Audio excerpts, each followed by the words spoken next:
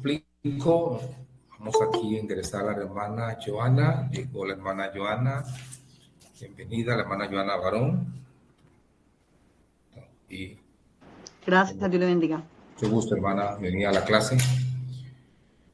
Les explico, mi nombre es Eduardo Fuentes, yo soy el rector fundador del Instituto Ser Internacional, de la Fundación de Capellanes y del Seminario Internacional de Ciencias Sociales y Religiosas, adscrito al Ministerio del Interior. Como fundador y rector, me voy a permitir darle la bienvenida a cada uno de ustedes dentro del módulo de consejería. Este módulo lo voy a retomar con mucho gusto para desarrollar uno de los conceptos más importantes que hay hoy en día en la humanidad, el concepto de la mente, el concepto de la psiquis y la naturaleza humana.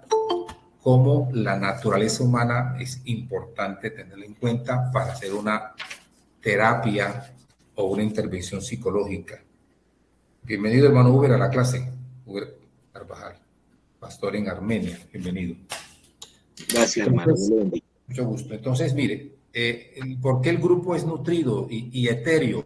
Porque esta materia es eje fundamental para los capellanes, para el diplomado de consejería. Aquí tenemos un grupo de hermanos que hacen parte de un diplomado que tenemos nosotros, que es consejería cristiana, que hace parte de toda la implementación del cuidado terapéutico de una persona. Entonces, ellos están aquí porque este módulo es transversal, sirve para muchos grupos. Entonces, es aplicable el módulo para los estudiantes de consejería cristiana del diplomado y los estudiantes de capellanía. Entonces, es un módulo que va transversal para algunos programas que tenemos nosotros desarrollándose. Entonces, bienvenidos los hermanos de capellanía, bienvenidos los hermanos del diplomado de consejería. Esta materia va a ser unificada en ustedes y voy a ser el facilitador y el docente de la clase para que las cosas tengamos la oportunidad de estar en ejes comunes del pensamiento y de la metodología. La metodología que voy a emplear es discursiva explicativa. Le voy a explicar, vamos a leer algunos conceptos aquí en algunas hojas. Voy a explicar la terminología, los alcances, vamos a usar la palabra de Dios, daremos espacio para que ustedes hagan preguntas, aportes e inquietudes del tema y así acrecentar el conocimiento y el saber. ¿De acuerdo? Para hacer la clase más dinámica, más nutrida y tener la variedad de pensamientos aquí entre todos. Entonces, bajo esa premisa, vamos a desarrollar el eje metodológico de la clase. Entonces, bienvenidos todos y todas los de consejería que están acá y los de capellanía y los estudiantes que están ingresando. La hermana Lorena Pachón, bienvenida, y demás hermanos que están llegando a la clase con la ayuda del Señor, igualmente el hermano Arboleda. ¿Listo? Entonces, teniendo la Biblia en manos, teniendo la idea de que es un grupo etéreo, están los de diplomado de consejería y los de capellanía, porque la materia es común, el eje común para los dos grupos. Por eso tenemos un grupo de 21 personas en el chat de esta noche y podemos trabajarlo con mucho gusto, sin ningún problema. Ya tengo la asistencia aquí para que avancemos en la clase como tal. ¿Cuál es la importancia de la consejería cristiana en un capellán y un consejero? ¿Por qué es importante comprender la problemática de la mente del hombre, de la psiquis del hombre para un ministerio, llámese capellanía, llámese consejero o terapeuta? Es importante entender entonces que lo que vive el mundo actualmente, la crisis de la salud mental, es ya un problema grande desarrollado en muchos países, en muchos contornos, y sobre todo impulsado por el tema de la pandemia que hubo, de las crisis actuales, el miedo, el susto, la ansiedad. Viene al hombro una cantidad de situaciones de trastornos mentales que al tener la posibilidad de enfrentarlos, el hombre queda con un vacío existencial. Por ejemplo, la OMS, la Organización Mundial de la Salud, la autoridad secular en asuntos de salud, ha dicho que en el mundo padece de algún trastorno mental 970 millones de personas en el mundo. Algunas tienen un trastorno mental. Eso significa más o menos que la condición del ser humano, una de cada 8 personas en este mundo sufre de algún trastorno mental, ansiedad, estrés, depresión, bipolaridad, etcétera. Eso está estudiado en el registro de la Organización Mundial de la Salud. Y encontramos entonces una panorámica dantesca, una situación muy delicada en el tema de la salud. Entonces, ¿qué pasa con el ser humano?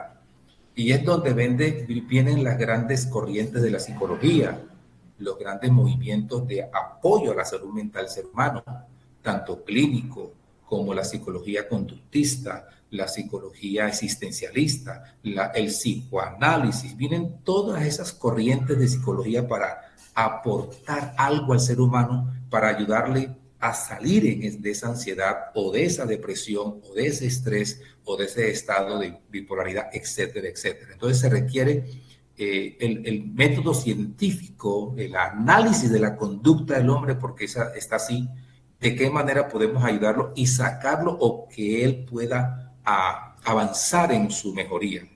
El terapeuta o el psicólogo o el capellán o el asesor o el consejero debe tener herramientas de trabajo de las corrientes de la psicología moderna, el método científico, como también, lo más importante, el concepto bíblico del hombre. Y aquí está la pregunta. Para dar una consejería, para tratar un tema de psicoterapia a una persona y ayudarlo a que salga adelante, porque el psicoterapeuta, el consejero, el capellán, el ministro, el pastor, en cierta manera es un consejero, un terapeuta de la persona. Y para ser terapeuta o consejero, uno se brinda para ayudar a la persona a que salga adelante en sus problemas emocionales. Entonces tiene que tener unas herramientas conceptuales de los enfoques de la psicología moderna y también el enfoque de qué dice la Biblia del hombre y su condición como hombre en su naturaleza humana. Porque mire la problemática que presenta la OMS. 970 millones de personas sufren algún trastorno mental. 1 de cada 8 personas en el mundo tienen ese problema. Ansiedad, estrés o angustia. En el seno de las iglesias cristianas también se presenta ese problema. Hay ansiedad, hay depresión, hay trastornos. Entonces, ¿a qué se debe que el hombre está así? Y por eso los ministerios de consejería, el ministerio de capellanía, el pastor como ministro del culto, etcétera, deben tener un concepto claro. ¿Qué es el hombre para tratarlo? Porque la psicología afecta el espectro somático, el hombre, el cuerpo. Afecta el aspecto psíquico, pero no el aspecto espiritual. Explico esto. Las herramientas de la psicología, el conductismo, la psicología humanística, el psicoanálisis que veremos durante el desarrollo de las materias, optan por un análisis, un diagnóstico científico del problema del hombre, pero enfocan el cuerpo y la mente no más, llegan hasta allí. La psicología no llega al espíritu. Es la palabra, es la teología la que llega al espíritu. Y eso es lo que intentamos en esta noche con esta materia, dar a entender que las herramientas del consejero cristiano, del consejero cristiano, del capellán cristiano, del pastor o del psicólogo cristiano para hacer una intervención psicológica, ¿qué herramientas lleva para aconsejar? ¿Con qué elementos de juicio científico, escritural, bíblico, teológico, espiritual yo abordo la consejería a una persona? Porque eso de dar un consejo a la carrera como un brochazo, eso no es así. Estamos tratando con un ser humano complejo, con dificultades, con una unidad completa que Dios ha hecho al hombre. Cuerpo, alma y espíritu. Entonces usted se enfrenta a una persona compleja, a una complejidad de un ser humano que según las comparaciones históricas y los problemas mentales llamamos la era de la ansiedad. Hoy se está llamando a este mundo en la tendencia a la era de la ansiedad, como dice aquí el material que les mandé, por la creciente magnitud de los problemas emocionales de nuestra sociedad. La gente acude al suicidio, la gente acude a los calmantes, la gente no duerme bien, las personas entonces se están destruyendo, viven ansiosas. Entonces, ¿cuáles son los elementos que nosotros estamos dando a ese ser humano para ayudarle a salir de su situación? Por eso la necesidad de prepararnos con excelencia en estos temas tan trascendentales para el manejo de la terapia o ser buenos consejeros o psicoterapeutas o excelentes capellanes, porque el capellán también tiene una incidencia en la salud mental de las personas. No olviden que el capellán es un ministro del culto que tiene que ver con el estado emocional de las personas, porque es un ministro que también apoya para ayudar a la gente en su estado emocional. Eso significa entonces la necesidad que tenemos que intervenir en la sociedad, debido a la multiplicidad de problemas que genera esto. En el texto se habla de que en Estados Unidos hay más de 40 millones de personas que sufren problemas mentales. En Colombia ni se diga. En Cali, en Medellín, en Bucaramanga, vean los índices de las secretarías de salud pública. Es un problema de salud pública la salud mental.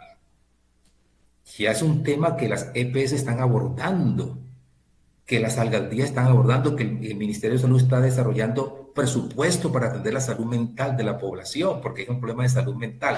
Esa es la importancia de nuestro ministerio, ayudar a las personas para tal efecto, colaborar en ese sentido. Entonces, ante los problemas mentales de la sociedad, no podemos ser como que inmunes a ellos y alejados de ellos, como decir, no me interesa ese problema. Sí nos interesa, porque nosotros tenemos que propender por el bienestar de la humanidad en todo sentido. Entonces, ese examen de los enfoques mentales revela que los diagnósticos deben ser completos y somos nosotros los llamados a tener diagnósticos a través de una apuesta del conocimiento, del saber en cuanto a la escritura, lo que dice de la naturaleza humana y de lo que dice los enfoques de la psicología moderna, para tener todo un compendio de conceptos claros para poder atender a una persona en un estado de crisis de emocionales, porque a veces hay crisis emocionales muy fuertes, y cómo abordamos ese problema, cómo abordamos esa situación. Antiguamente, por ejemplo, en la historia de esto se dice que por la ignorancia y la situación que se desarrolló en el tiempo antiguo, en las primeras culturas, la cultura de la China, egipcia y los griegos, estas culturas igualmente, cuando se presentaba el tipo de problemas mentales y conductas extrañas en los individuos, ellos, dice la historia, que concluían que estos estados mentales, convulsiones, etcétera, lo trataban con encantamientos, con reclusiones, etcétera, no dándole a una persona una respuesta adecuada. La Edad Media igualmente ocurrió eso, en la Edad Media. No tenía un enfoque ni escritural ni científico de los problemas mentales del ser humano. ¿Y cuál era la causa? Pensaban que la causa era el mundo de los espíritus solamente, el mundo espíritu. En parte y en parte, porque no todo tiene que ver con el mundo de los espíritus. Sí sabemos que los espíritus afectan la salud mental, pero hay otras cosas que sí afectan la salud mental del ser humano. En ese orden de idea, entonces las creencias modernas, las creencias actuales y los diagnósticos médicos solamente se basan a una situación y análisis en la hipótesis del problema de la persona. Cuando hacen la primera entrevista psicológica, se piensa que el problema netamente tiene que ver con la psiquis y las enfermedades psicosomáticas que tienen que ver con el elemento de la mente sana en cuerpo sano, que es un concepto griego. Entonces, ¿a dónde vamos nosotros? No solamente el método conductista, humanístico, existencial, intrapersonal, de orientación de psicoterapia pueden ser importantes. Sí son importantes, pero aparte de eso, la consejería cristiana es fundamental. Pero un consejero cristiano debe tener un concepto: ¿cómo es la naturaleza humana? ¿Qué es el hombre?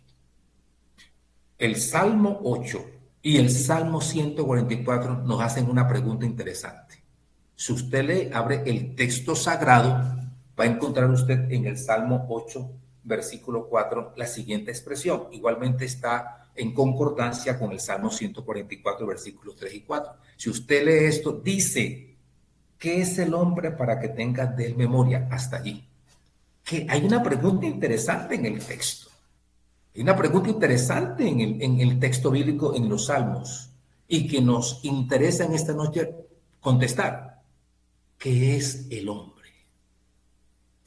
¿Es un ser materialista, evolutivo, un ser que solamente es biológico o un ser que también es espiritual. De acuerdo al concepto que se tenga de la naturaleza humana, será el enfoque del consejero y del capellán en cuanto a la consejería. Según el enfoque que tú tengas del ser humano, estoy hablando de la antropología bíblica y la antropología teológica, no de la antropología filosófica que concluye que el hombre es un ser biológico o cultural solamente, porque el psicólogo secular, el psicólogo civil, el psicólogo egresado de universidades te habla en términos de un hombre desde el punto de vista humanístico, un hombre que es evolutivo, biológico, punto, hasta ahí llega. Pero cuando llega el consejero cristiano, ustedes, el capellán, el consejero, el pastor, deben entender que el ser humano no solamente es biológico, no solamente es cultural, no solamente es filosófico, sino que también es espiritual, es creación de Dios. Eso rompe todos los esquemas. Eso rompe todos los conceptos para abordar la problemática mental del ser humano. Porque es el sustento en lo que nosotros debemos enfocar como psicología cristiana, si se puede llamar así, o consejería cristiana. ¿Qué ocurre en esto? Entonces tenemos que ir al seno del texto sagrado para ir abordando cómo es la naturaleza humana. Obviamente que está caída, pero antes de que el hombre tuviera esa desgracia de la caída, viene un primer elemento, es cómo era el ser humano en su composición. ¿Era netamente material? ¿Era netamente biológico? ¿Era solamente espiritual? Y tenemos que entender que el concepto de hombre es completo, es unidad. Unidad. No está de una manera conceptuada como una dualidad, como desarrolla el pensamiento griego a través de Sócrates o de Aristóteles, la dualidad, cuerpo y psiquis y punto. No, nosotros vamos un poquito más allá. Concepto bíblico acerca del hombre. Entonces, para eso, para hacer una intervención, una persona psicológica o una consejería, o usted cuando vaya a un sector deprimido, o vaya a un hospital como capellán, o vaya a una cárcel como capellán, o vaya a una clínica como capellán, o vaya a un centro de rehabilitación como capellán, ¿cómo aborda usted la problemática emocional de esa persona? ¿Bajo qué enfoque la va a abordar? O usted como consejero o terapeuta, ¿cómo aborda la consejería de una persona que llega a la iglesia con una situación de crisis existencial? Que se quiera suicidar, que se quiera matar, etcétera, etcétera. ¿Cómo aborda usted la consejería allí? Dependiendo del concepto que usted tenga del ser humano y cómo lo va a abordar. Entonces vamos a adelantarnos un poquito aquí en este tema tan interesante, porque aquí nace la formación bíblica del ser humano y el imperativo del concepto bíblico del hombre. ¿Qué es el hombre? Entonces vamos a la Biblia. Porque si nosotros somos predicadores y consejeros y cristianos, tenemos que tener el elemento fundamental que nos dice la Biblia al respecto. Porque el concepto de conductismo podemos leer con Skinner, o el concepto psicoanálisis con Freud, o los conceptos de la psicología humanística, con cualquiera de los psicólogos que la exponen. Y eso es fácil, y leemos el documento y vamos al marco teórico y entendemos cómo dicen ellos que se aborda el ser humano. Pero en el tema teológico bíblico es más contundente. Es donde tenemos que hacer el énfasis para entender cuál es el ministerio de la consejería que tenemos nosotros. ¿Me doy a entender? Entonces, tratando de enfocarles a ustedes la panorámica a dónde nos lleva este ministerio. El concepto claro que es un ministro consejero, que es un capellán consejero, para dónde es que va y con qué herramientas va a plantear la problemática de salud mental de las personas que va a aconsejar. ¿Alguna inquietud al respecto? Ahora doy la participación a los estudiantes que están aquí. ¿Alguna pregunta hasta el momento, por favor, para que puedan algunos intervenir en lo que he conceptualizado? Por favor, si quiera hablar, levanta la mano y expresa. No, hermano, clara la intervención, la aclaración, el concepto expuesto. Muchas gracias, hermana Blandón. Pues, ¿quién más desea aportar algo? Estamos en sala abierta, vamos a darle un espacio. Sí, hermano. Sí, señora. Alto y claro, hermano. Dios le bendiga. Puede continuar. Muchas gracias. ¿Alguna cosa que no les queda clara? Con mucho gusto pueden ustedes interactuar conmigo y establecer que estamos esa es una clase, ¿no? Esto es una clase. Esto no es una prédica en la iglesia, esto es una clase donde podemos preguntar, indagar y aportar. Esta es una clase virtual de participación, una metodología abierta, así que estamos en estudiantes, profesores, una clase. Y vamos a aprender. Amén. No hay sanciones para nadie, ni disciplina para nadie en el sentido que te vamos a disciplinar. Esto allá con las organizaciones eclesiásticas, que ya es otro tema, pero aquí estamos en clase. Bien. Vamos al texto sagrado. Génesis capítulo 2, verso 7. Vamos a fijarnos allí.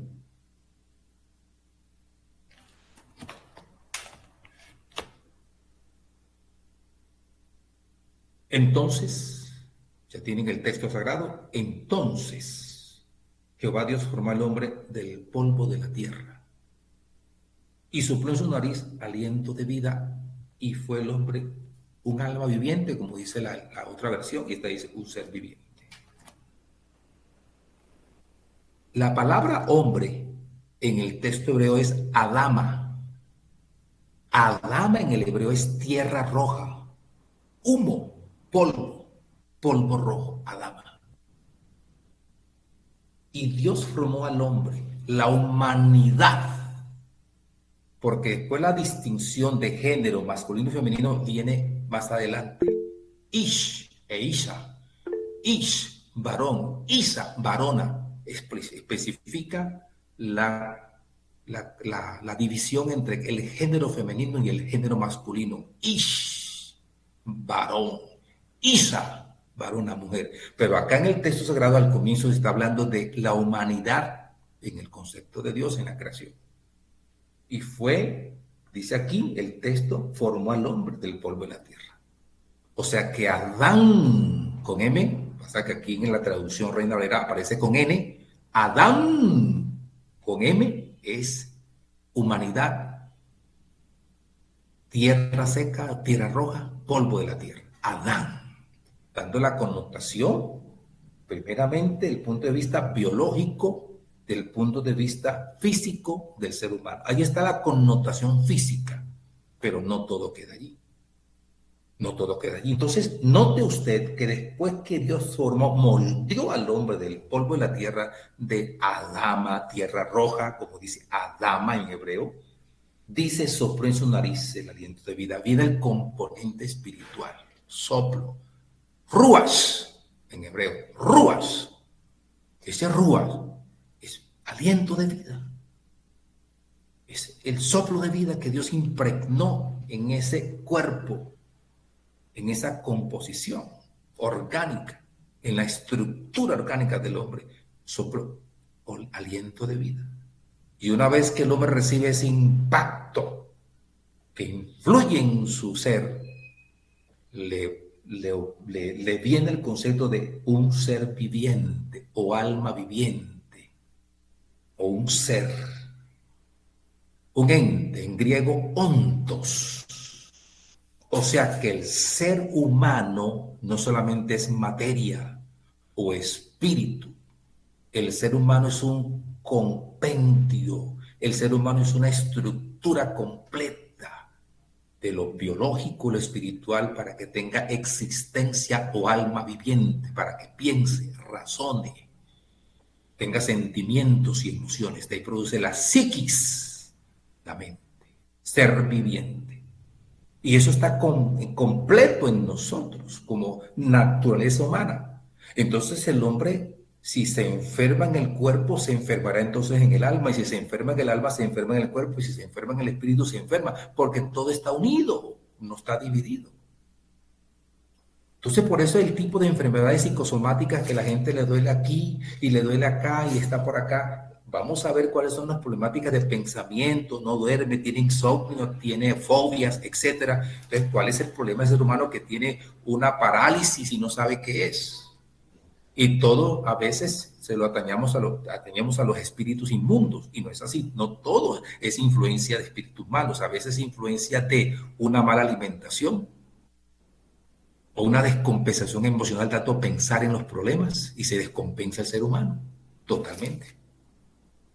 Vienen las crisis existenciales emocionales y nosotros reprenda y nada que la ponga mejora. Es porque tenemos que entender esa naturaleza humana. Entonces va el psicólogo allá lo vuelven dependiente de todo lo que es las calmantes, lo vuelven dependiente, lo mandan al psiquiátrico y lo arreglan y lo problemas más. Y no le dan una solución adecuada a ese ser humano, porque no lo están ubicando desde el punto de vista integral que es el ser humano. Entonces, la existencia del hombre, usted como consejero, como capellán, debe entenderla de inmediato. El concepto de hombre. Todo profesional debe tener un concepto del hombre. Equivocado o no equivocado, debe tener un concepto del hombre. Si usted es pedagogo, tiene que tener un concepto del hombre. Si usted es abogado, tiene que tener un concepto del hombre. Si usted es pastor, igualmente. Si usted es sociólogo, igualmente. Si usted es capellán, igualmente. Todo enfoque interdisciplinar de toda profesión debe tener un concepto claro que es el hombre. Porque si va a tratar con las ciencias humanas, con las ciencias humanísticas, va a tratar con el hombre. Que tiene que tener un concepto claro del hombre en su profesión, en su carrera, ya sea ministerial o secular. Entonces aquí nace el primer concepto de lo que es un ser viviente. Un ser viviente. ¿Dónde se encuentra entonces la dignidad del hombre? ¿Qué nos hace dignos a nosotros? Lo biológico, lo mental, lo espiritual. ¿Por qué somos dignos? ¿Por qué la vida es intocable? Que merece una sanción de pena capital como le pasó al otro ya. Pena capital al que mate. ¿Por qué la vida debe ser inviolable? ¿De dónde viene la existencia del ser humano? No es producto entonces de una generación espontánea o un elemento biológico netamente o una concepción materialista. No, de ninguna manera, porque la sociedad va peor entonces. Es una concepción integral del ser humano, del hombre. Y allí sí podemos establecer de qué manera podemos hacer una intervención terapéutica o psicológica o de capellanía o de consejero para intervenir en esa persona y ayudarla a que salga adelante. Estoy hablando de la dignidad del hombre. ¿De dónde depende nuestra? ¿Qué es ser persona? En el lenguaje jurídico, persona es aquel que es mayor de edad, o también persona aquel que apenas nace es persona. En el ámbito jurídico de la Constitución o del derecho penal, el ser humano es apenas nace, es ser persona. No, cuando se concibe es persona también. Mire cómo el concepto jurídico de la normatividad del orden jurídico colombiano dice que la persona es cuando nace, dicen los jurisconsultos. No, persona es desde que está en la concepción, por eso nosotros no aceptamos el aborto. Mire, el concepto del hombre ya está. Es intocable la vida. No la podemos violentar, el derecho a la vida. Y la Constitución está como derechos fundamentales, pero mire el orden jurídico en Colombia, permiten el aborto a las X semanas de gestación. Entonces, ¿qué es persona? ¿Qué es ser? Que tiene existencia, que tiene autonomía, que tiene conciencia de sí, que tiene espíritu, que tiene alma y tiene cuerpo. Es un ser, es un ente vivo, completo. Por eso dice el Salmo 139, mi embrión vieron tus ojos. Y entonces aquellas cosas que después fueron formadas. Entonces el concepto de hombre es allí desde la palabra de Dios, desde que viene la concepción. Entonces, ¿dónde está la dignidad del hombre? ¿En qué consiste la dignidad? En que es creación de Dios. Concepto de creación. Concepto de trascendencia. Somos seres trascendentes. Y está entonces reflejado en Génesis capítulo 1, verso 26 y 27. Ahí al ladito. Doble su página y leemos aquí algo que nos va a interesar.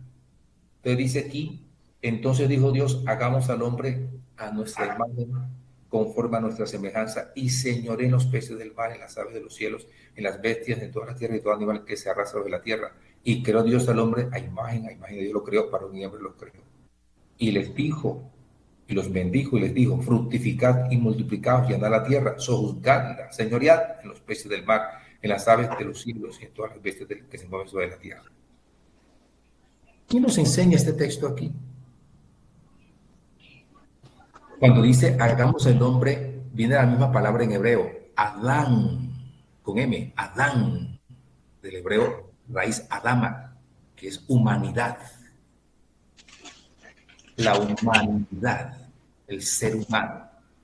Hay una sola raza, el ser humano. Lo demás es connotaciones culturales y de territorialidad, pero el ser humano es uno solo. Y de una sangre hizo todo el linaje de la humanidad. La raza humana es una sola. ¿Qué significa eso?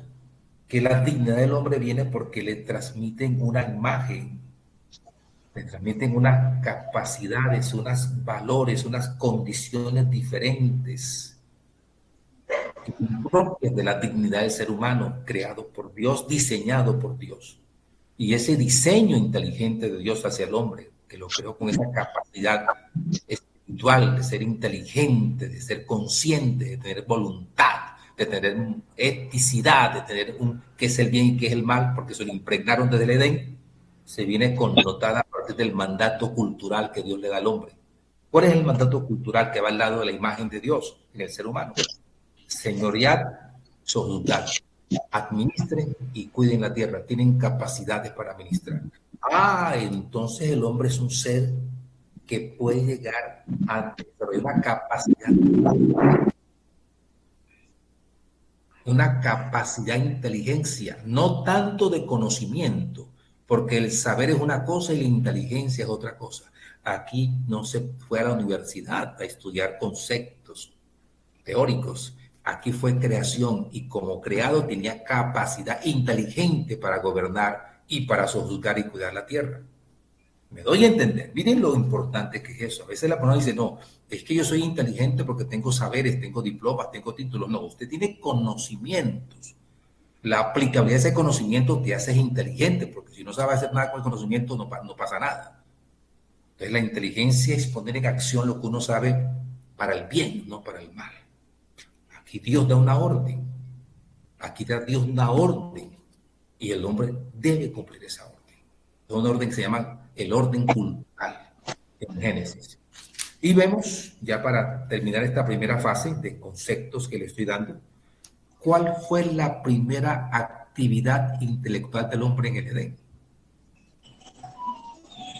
¿Cuál fue la primera actividad de esa inteligencia que Dios le dio al hombre, donde desarrolló la imagen de Dios, de un ser inteligente, de un ser que tiene voluntad, de un ser que tiene capacidad, que tiene libre albedrío? La hermana Victoria levantó la mano. Sí, mi hermano, sería colocarle los nombres, el nombre a todos los animales. Antes ¿no? de eso, sí señora, eso incluye, porque antes del pecado, que está en el capítulo 3, vienen unas acciones inteligentes del hombre. Usted casi le pega, casito le pega, pero hay otra actividad que está aquí en el capítulo 2.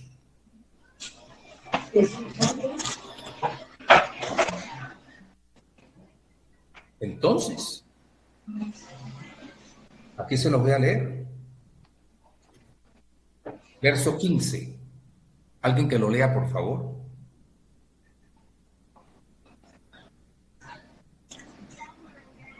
Tomó pues Jehová Dios al hombre y lo puso en el huerto de Edén para que lo labrara y lo guardase. La primera actividad social de productividad que Dios le dio al hombre es el trabajo. Eso que tanto hablan los socialistas y los desconceptos contra el capitalismo, que la producción es lo que da el desarrollo de la riqueza, el trabajo como tal, es lo que la Biblia está diciendo aquí desde el principio. Y el hombre no había caído en pecado. Ustedes han escuchado ese tema musical en el mundo que es el negrito del batey, que hacen una apología de que el trabajo es una maldición. Porque para el hombre el trabajo es una maldición y se equivocó, porque el trabajo Dios lo instituyó antes de la caída, para el desarrollo, para el crecimiento, para generar orden y riqueza a su familia, a su ser. Entonces el trabajo fue instituido desde el Edén. Fue instituido cuando el hombre aún no había caído en pecado. pecado. Entonces el trabajo no es un producto de los conceptos comunistas, de la hoz y el martillo para el desarrollo productivo de las naciones. No, el trabajo viene desde el texto sagrado como un elemento para que el hombre crezca y cuide y ejercita su inteligencia, para que lo labrara y lo cuidara. O sea, que el hombre no fue hecho perezoso. A veces pintan a Adán como un perezoso en el huerto de Edén. Escuche, huerto de Edén, el lugar donde fue colocado, al oriente, de tal manera que el trabajo se constituye en una bendición aquí, no en una maldición. Labrar la tierra, cuidarla de los animales, desarrollar la agricultura, el regadío, tenía que actuar. Entonces esa fue la primera actividad. Y en eso discutimos constantemente con aquellos que desarrollan el concepto evolutivo que el estado del Homo erectus, del hombre en su posición erecta, fue desarrollado por la acción del trabajo, en la medida que fue levantando su cuerpo, fue levantando su tórax, agachándose y agarrando, agachándose y buscando las plantas y buscando los frutos, y el hombre fue ejercitando. El hombre pasó de un estado cuadrúpedo, de un estado a un estado de erectus, y ahí se formó la capacidad motora del ser humano. No, señor, un momentico, el texto sagrado dice que desde que el hombre fue creado, fue diseñado con esa capacidad de trabajar, que no es producto de la evolución. Amén, amén. De Dios. En eso tenemos que ser muy verticales y consistentes en desbaratar esas doctrinas que no son bíblicas. Desde el Edén se ve eso, en Génesis capítulo 2.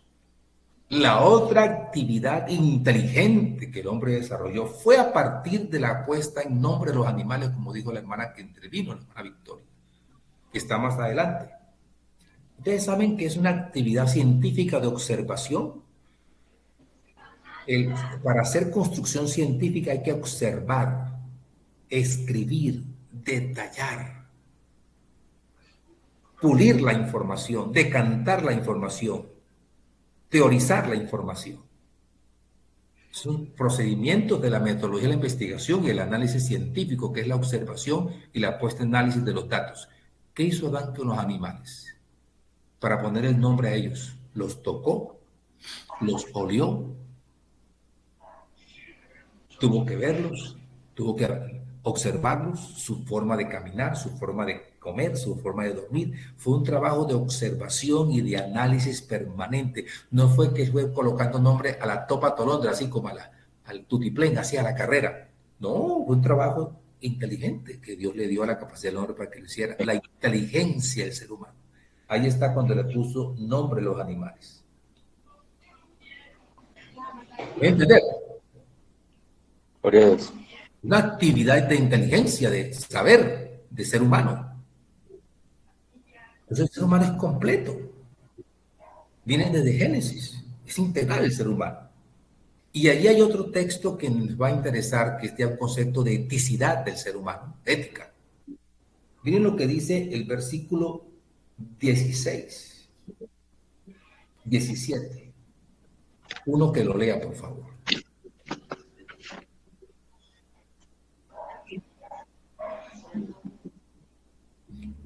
Estoy en el capítulo 2. Mas del árbol de la ciencia del bien y del mal no comerás, porque el día que de él comieres, ciertamente morirás. Ok, muchas gracias, hermano Uber. ¿Por qué Dios de entrada en el Génesis le pone una condición al hombre ética? Ojo a lo que voy a decir.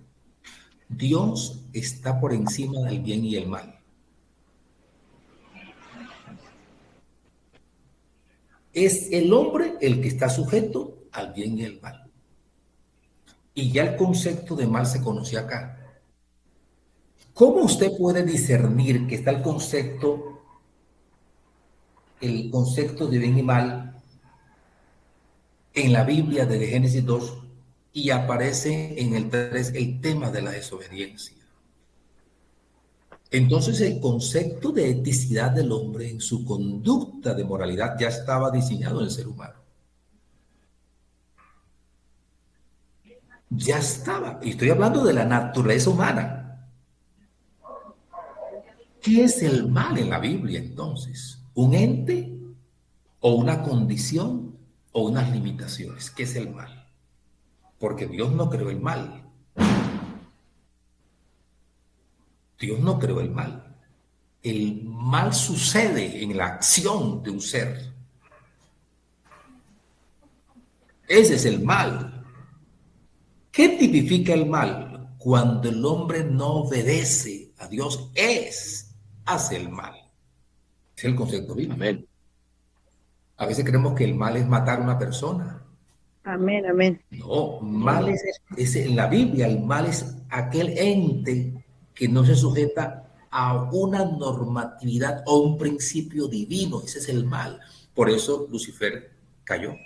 Lucifer de la mañana. Por eso cayó. Porque el mal no estaba creado. Algunos conceptos teólogos dicen que el mal fue creado. No, Dios no creó el mal. El mal es el acto espontáneo de un ser que desobedece un principio divino, cae en el mal. ¿Por qué Dios creó el mal? Dios no creó el mal. Él es soberano para eso. De tal manera que aquí te está diciendo que hay unos límites y unas normatividades que el hombre entiende, que no fue robot ni autómata. O sea que aquí me da a entender que el hombre no es una persona autómata o robot, que tiene un sentido de equilibrio, de inteligencia para saber cómo debe comportarse. Así es. Un ejemplo. Eclesiastés capítulo 3, verso 11. Alguien que lo lea. Eclesiastés 3, 11. Poneme el favor y uno que intervenga porque vamos a ver cómo es la cosa acá. Y después vamos a Romanos, por allá capítulo 2. Pero vamos a ir tajando a ver a dónde nos llega el concepto. Eclesiastés 3, 11. Uno que lo lea, por favor.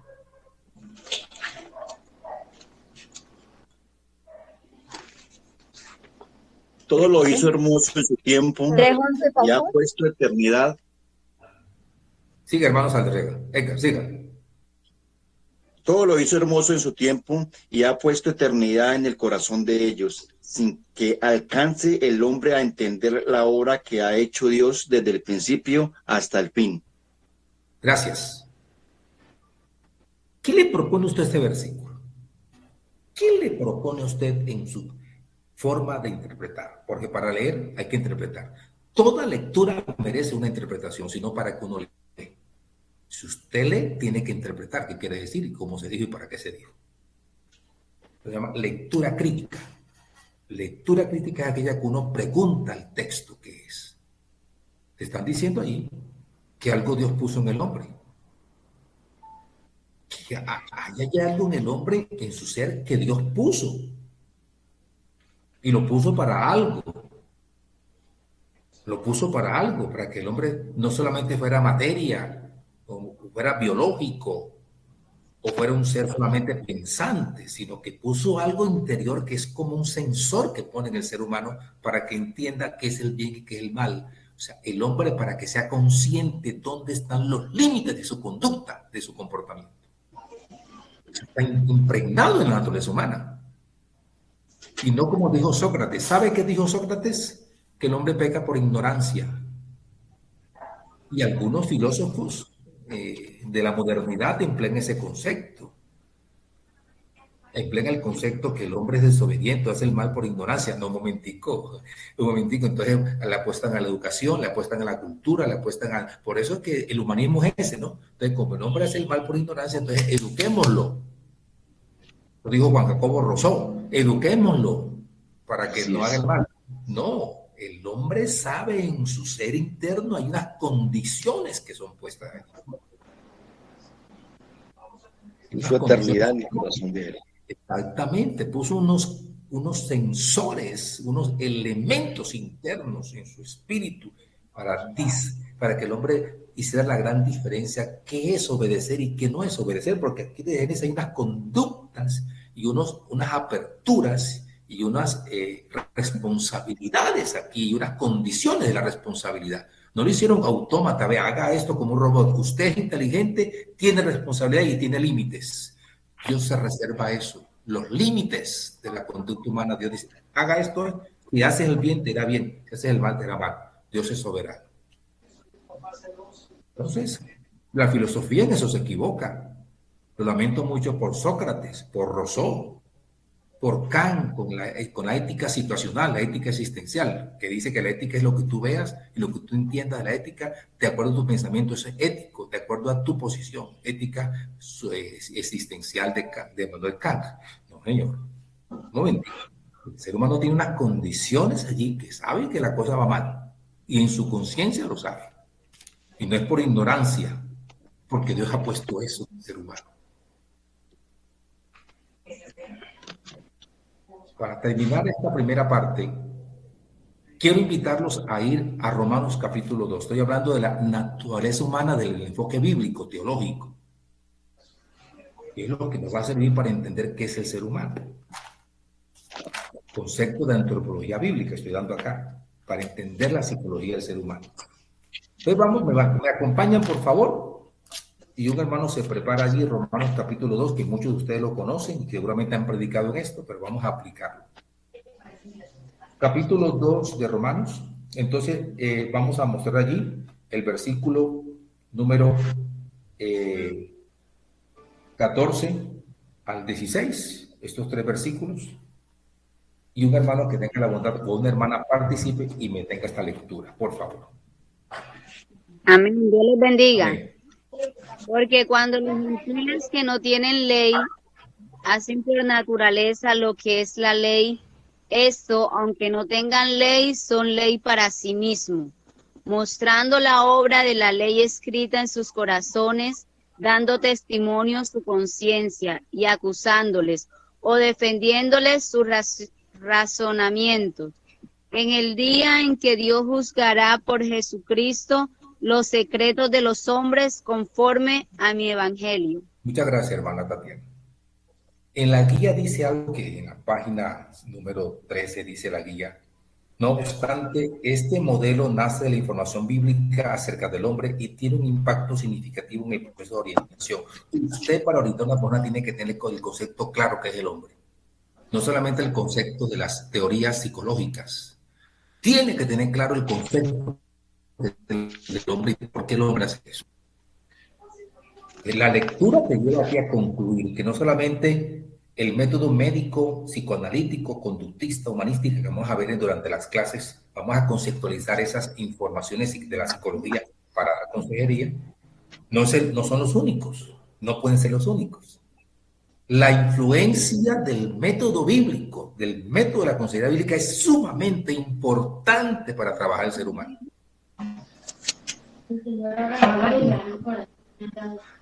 Cierren los micrófonos, por favor. Ahorita los abren para poder aportar sus ideas. Ahorita estamos en espacio de aporte, de planteamiento, y voy a recibir todo lo que ustedes quieran aportar porque es abierta esta sala para todos ustedes. Este texto de Pablo tenemos que asociarlo con el de Génesis y con el de Eclesiastés, y acá para poder entender qué quiere decir esto. Y ahí se hace la teología, la doctrina, el cuerpo doctrinal, la estructura de versículos. Entonces, aquí no se habla de Israel, se está hablando de los gentiles, los que no son judíos. Y está hablando de una conducta del hombre gentil, del hombre pagano, que no es judío. Y dice que hacen por naturaleza lo que es de la ley. ¿Qué significa esa frase? Que no tienen ley. ¿Cuál ley? Una ley moral, una ley espiritual, una ley emanada del Sinaí, una ley que venga del cielo. No tienen eso. Ahí se refiere a ley, la que viene de Dios. No tienen esta ley impuesta como Israel. Esa condición dice, hacen por naturaleza lo que es de la ley. Estos, aunque no tengan ley, son ley para sí mismos.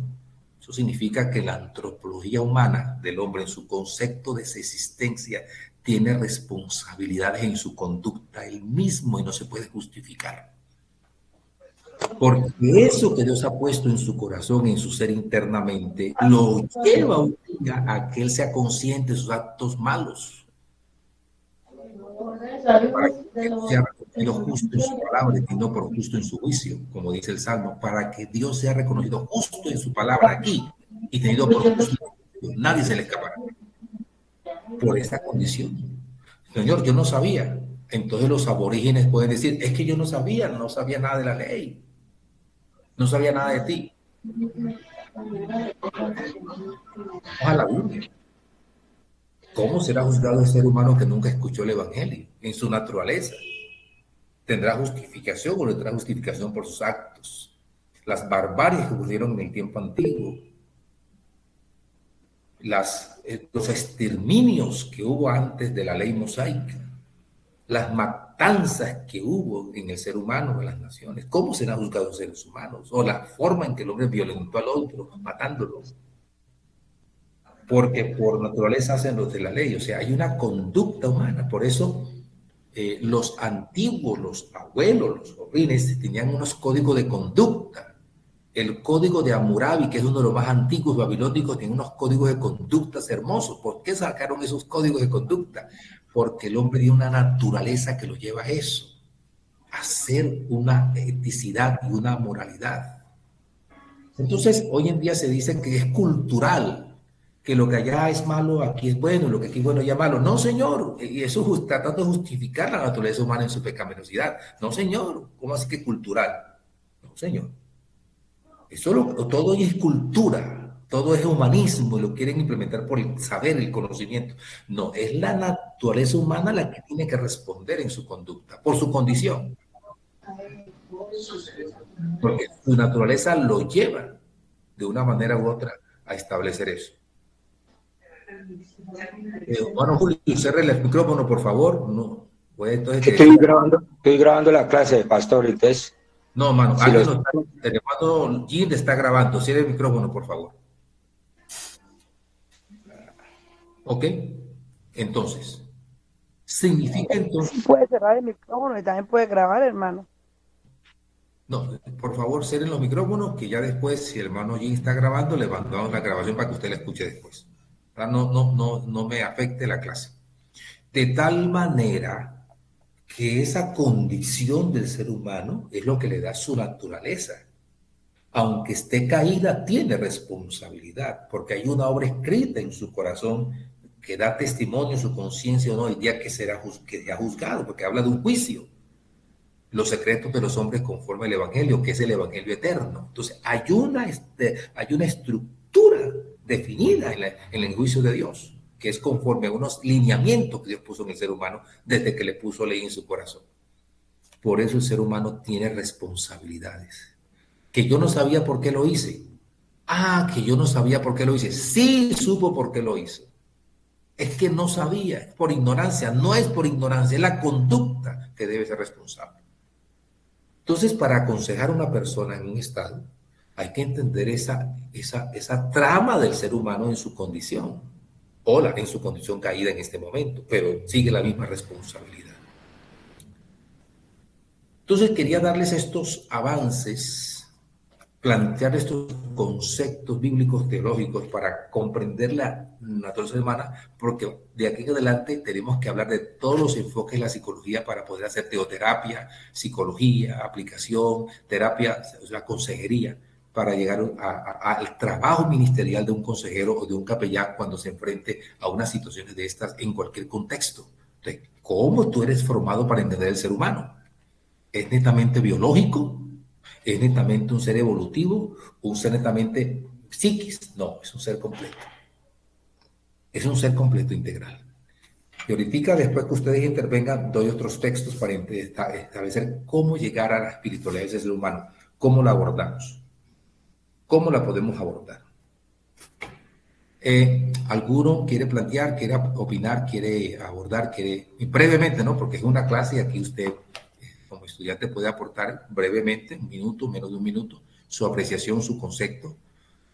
Entonces vamos a abrir el micrófono, la sala para los estudiantes, para que aporten. Si tiene algún aporte, bienvenido sea. Bienvenido sea.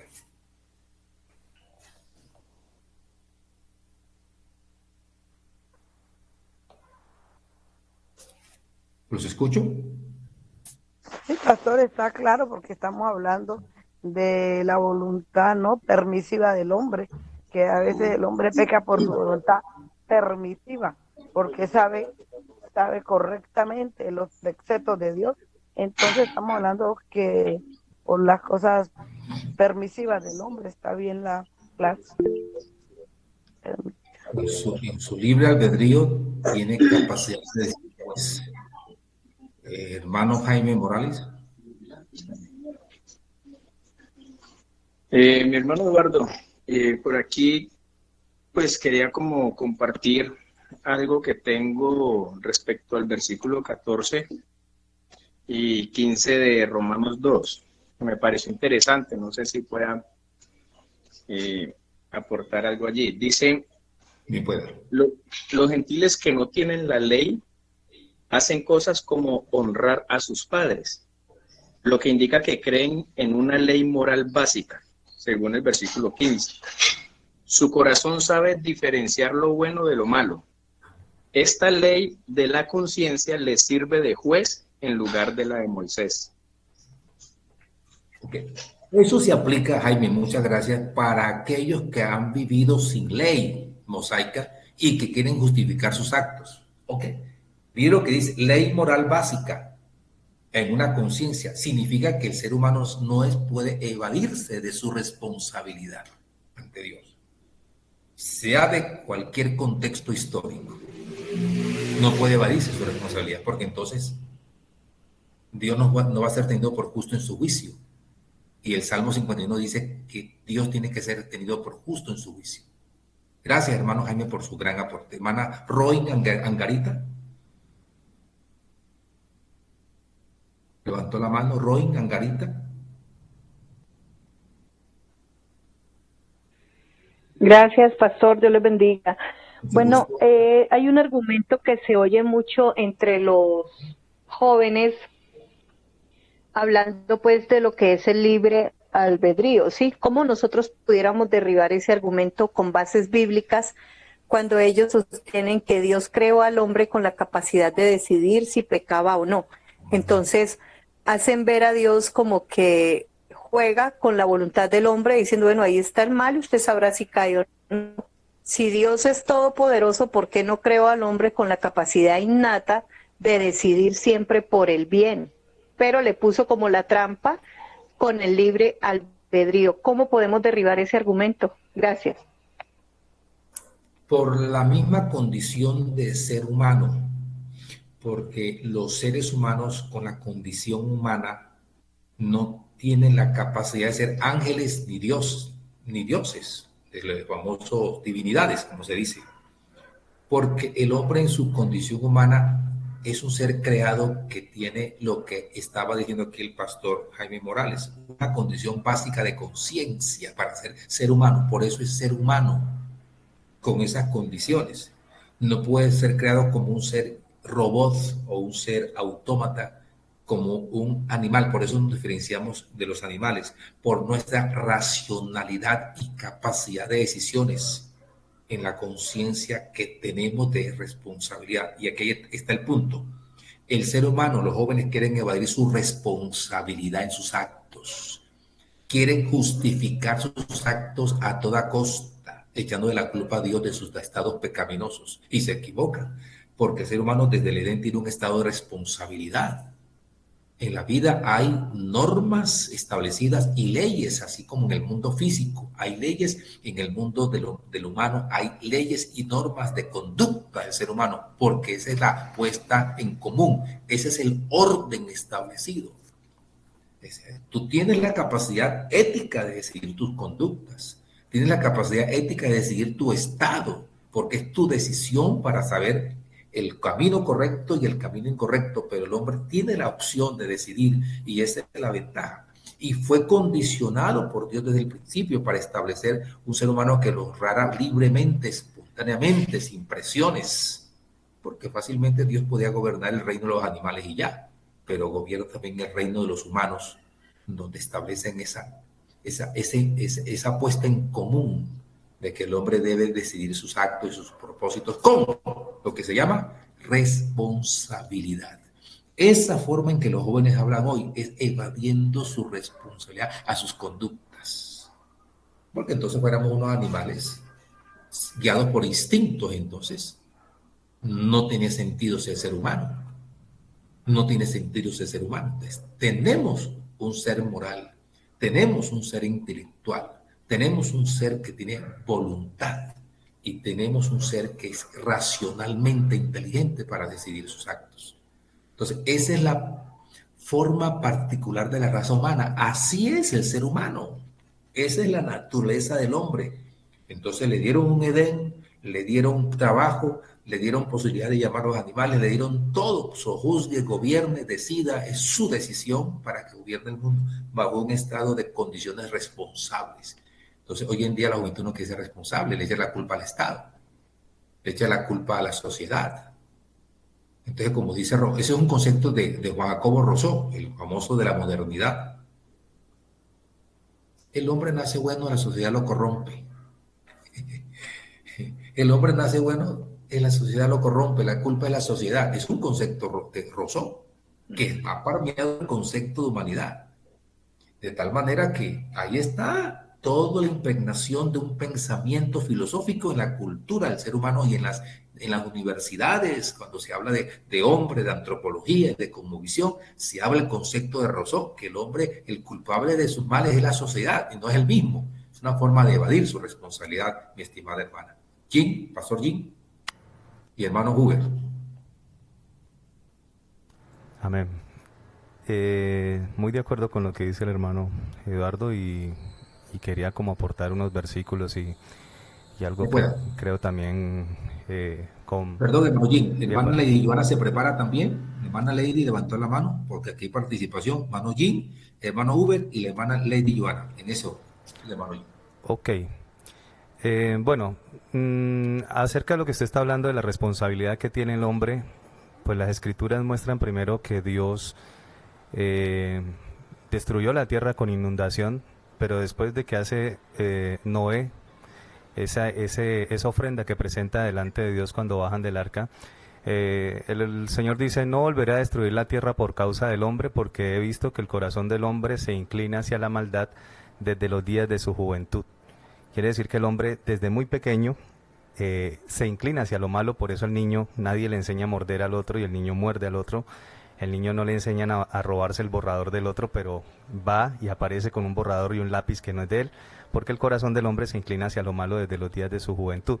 Entonces, no hay forma de echarle culpa a Dios porque pues siempre el hombre es el que se inclina hacia lo malo.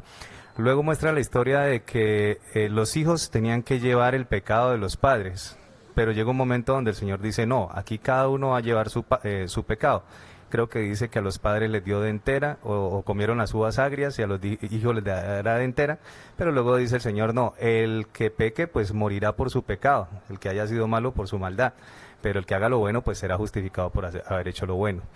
Entonces va librando Dios de responsabilidad a los hijos, de la responsabilidad de la carga de los padres, porque se entendía eso, que los hijos si nacían enfermos, si tenían algún problema era porque los padres hicieron algo malo, pero aquí empieza el Señor a mostrar una responsabilidad individual, hasta que llega las Escrituras y dice que el justo por su fe vivirá. Ya no es por la fe de otros, ya no es por su papá, por su familia, ya no es por el pastor, sino por la fe personal que tenga aquel individuo. Entonces, hasta que al final, recorriéndose uno las Escrituras, llega al final donde dice el Señor que nosotros somos un pueblo escogido y somos santificados, somos redimidos. O sea, el propósito de Dios con el hombre es que el hombre abandone esa condición, abandone esa naturaleza pecaminosa y llegue a ser considerado como santificado por medio de Jesucristo. Eso lo veo yo en las Escrituras en el Nuevo Testamento. Por tanto, hay mucho argumento pues por lo cual decir que el hombre, aunque su corazón se incline hacia lo malo, sí tiene una forma de poder ser justificado delante de Dios y es alcanzando la santificación que es por medio de Jesucristo. Que Dios los bendiga. Gracias, hermano Jim, por su aporte. Esa es la idea que tuvieron los hombres que preguntaron: ¿quién pecó? ¿Este o sus padres para que hayan nacido ciego? Ahí está el problema del ser humano, siempre buscando de la culpa al otro. Pastor Huber. Gracias, pastor. Mis hermanos, con deseos como de aportar, ahorita cuando estaban haciendo la intervención el hermano Eduardo y que la hermana hizo la pregunta, con respecto a esto de los jóvenes, ellos siempre tratan de evadir la responsabilidad y en últimas le están echando la culpa a Dios por haber dado esa libertad. Están diciendo que al él haber dado esa libertad, pues la persona puede decidir si hace lo bueno o si hace lo malo. Pero la realidad es que esa conducta es simplemente el producto de todas estas filosofías que han venido resultando durante hace muchos tiempos. Todas las filosofías en su gran mayoría vinieron de Grecia y de allí salieron una cantidad de cosas y conceptos que marcaron al hombre y lo marcaron en sus conductas.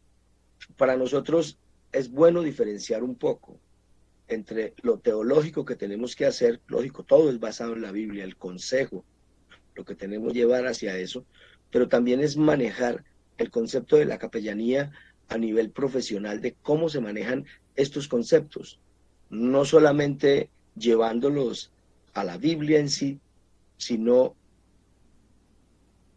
a las obras cotidianas, al trabajo cotidiano de los jóvenes, a la vida de las iglesias, a lo que realmente corresponde el día a día. Y ahí es donde nosotros podemos entrar con un trabajo mucho más efectivo, porque tengan en cuenta que esto es una consejería enfocada a la capellanía que nosotros estamos haciendo.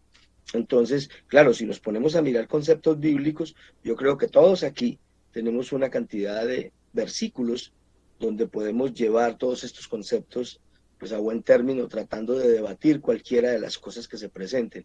Lo importante es cómo es que los vamos a manejar, porque los vamos a llevar para que realmente sea efectivo nuestro trabajo a nivel de capellanía, no a nivel pastoral, no a nivel teológico. Yo le diría a nuestra hermana que eso es lo que sucede con los jóvenes, simplemente ellos le echan la culpa al hombre, le echan la culpa a la sociedad y también le echan la culpa a Dios, porque si Él le dio la oportunidad del libre albedrío a los hombres, entonces ellos lo toman como si le da la oportunidad de que la persona puede hacerlo bien o hacer el mal, y no, ese no es el libre albedrío. El libre albedrío es la capacidad del hombre evaluar qué es lo que realmente va a hacer, no el hacer el bien y el hacer el mal. Eso sería como muy facilitarle las cosas a las personas. Es lo que dice la palabra del Señor, donde hablaba el hermano allí en Génesis, que fue lo que colocó Dios ahí en el corazón del hombre. Fue la capacidad, esa inteligencia, capacidad de hacer las cosas bien. Entonces, Dios lo enfocó hacia hacer las cosas bien. Muchas gracias, Pastor Uber. Le agradezco su intervención, muy amable. La hermana Lady Joana Barón. Gracias, Pastor. Dios les bendiga. Yo tengo una preguntita. ¿Por qué dice en Génesis 3:17, donde dice que maldita será la tierra por tu causa y con dolor comerás de ella todos los días de tu vida? Si en Génesis 2:15 lo está, antes de que el hombre pecara, dice que lo mandó a que, o sea, él lo mandó a que labrara y a que guardara el huerto. Entonces aparece como si el trabajo para el hombre fuera un castigo cuando ya después de que él pecó, le dijo que con dolor comerás de ella todos los días de tu vida, o sea, de la tierra. Por la condición social que iba a pasar después del pecado, hermana Lady. Las condiciones del ser humano después del pecado desmejoraron todos los conceptos de sociedad, de cultura y de trabajo, porque ya lo obliga a explotar al otro. Mire, el pecado degeneró el concepto de humanidad, el concepto claro que Dios tenía de una nueva creación, de una creación perfecta.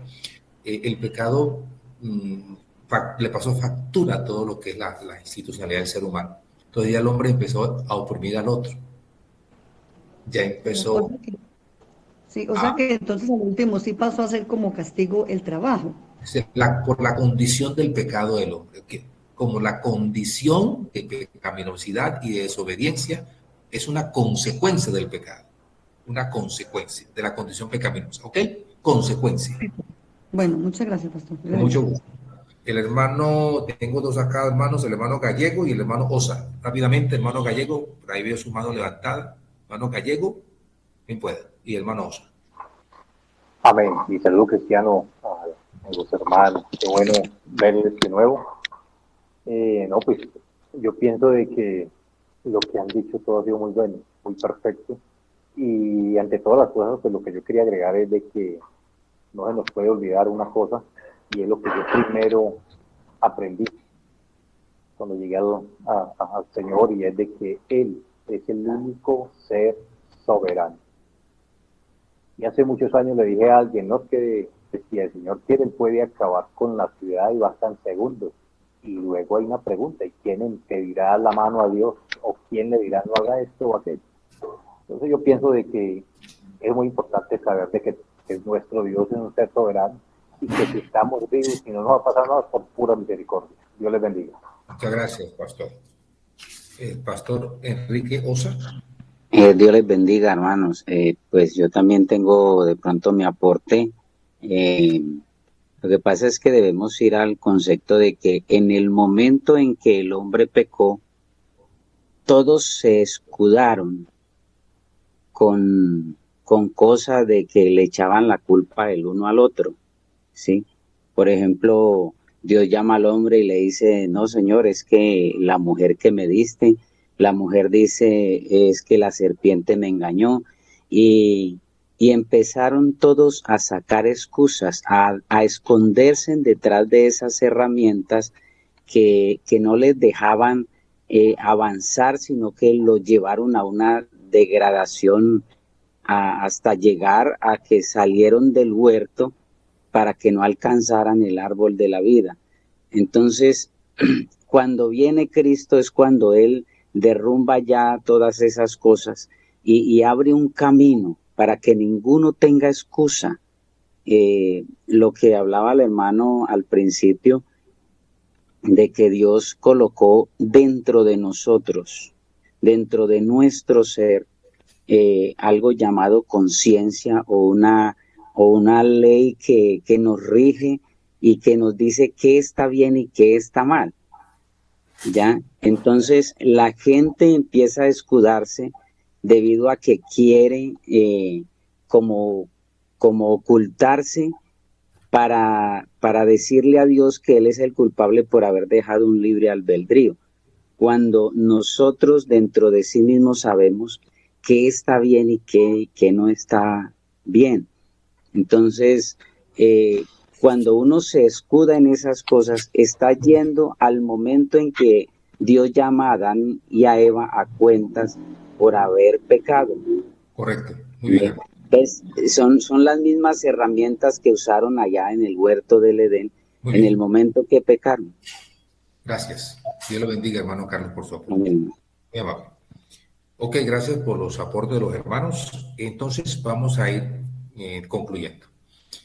¿Existirá alguna confrontación, alguna indiferencia o conflicto entre el concepto bíblico del hombre y el concepto de la psicología?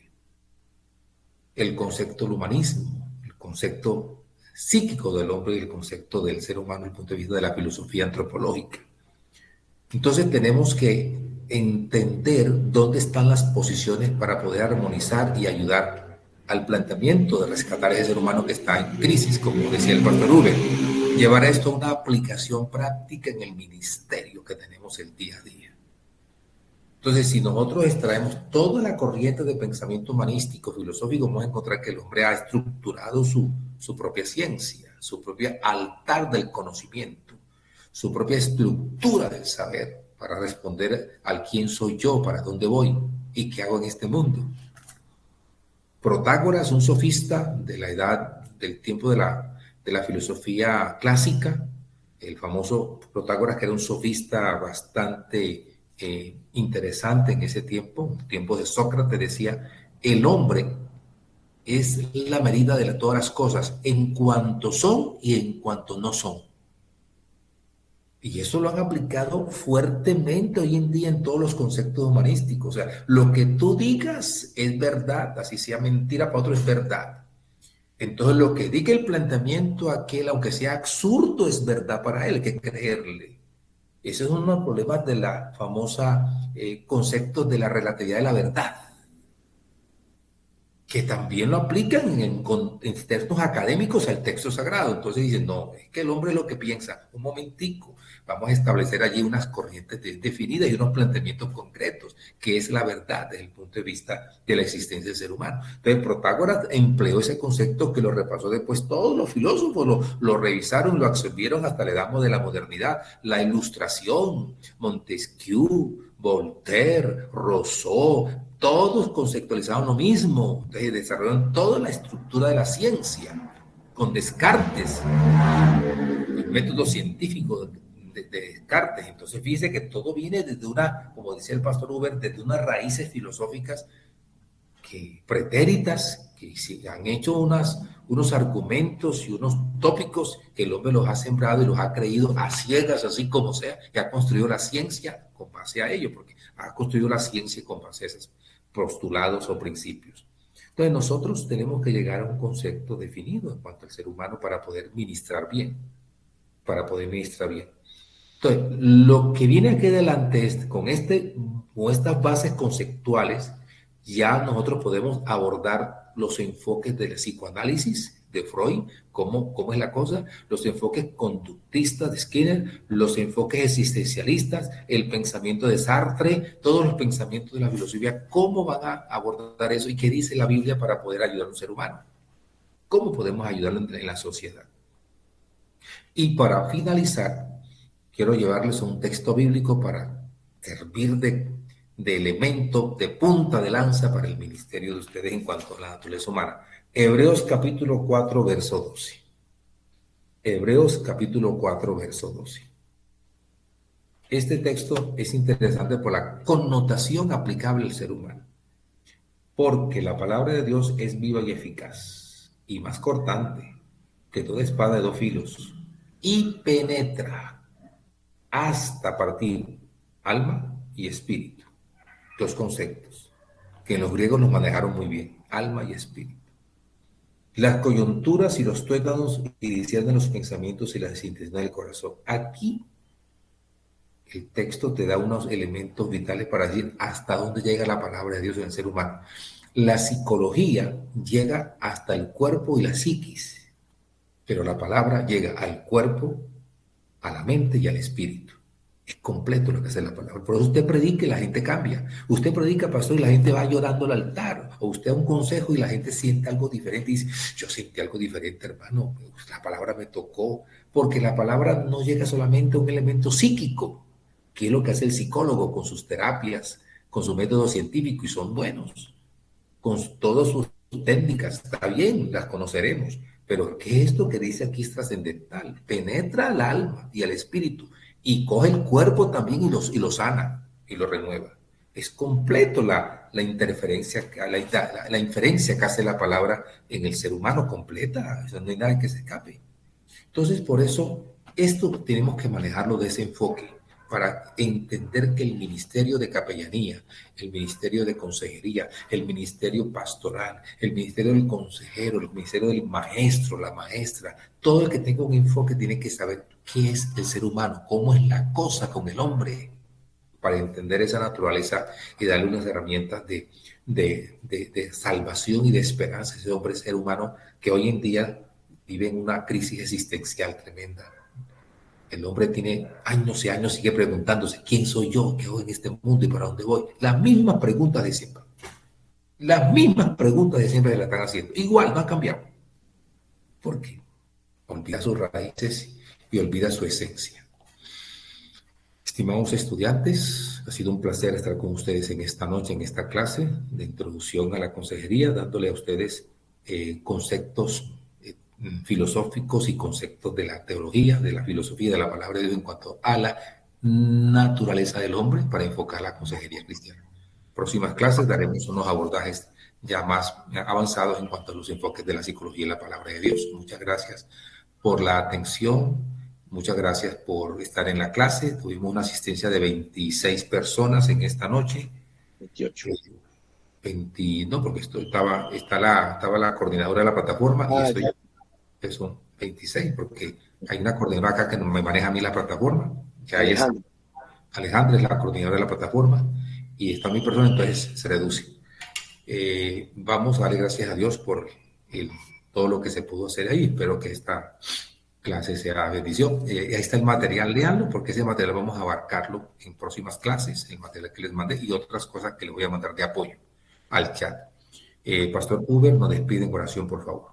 Señor Jesús, Señor y Padre Celestial, te damos gracias, amado Dios, por haber podido compartir todos estos conocimientos esta noche y podernos enriquecer día a día para hacer un mejor ministerio, para hacer un mejor trabajo, para poder dar una mejor consejería en cada una de las congregaciones en las cuales te servimos, todos los que estamos en esta sala, Señor. Bendígalos, guárdelos hasta la próxima clase, Señor. Dios los bendiga, mis hermanos. Feliz noche, un abrazo a todos, Dios los bendiga. No olviden leer el material. Amén.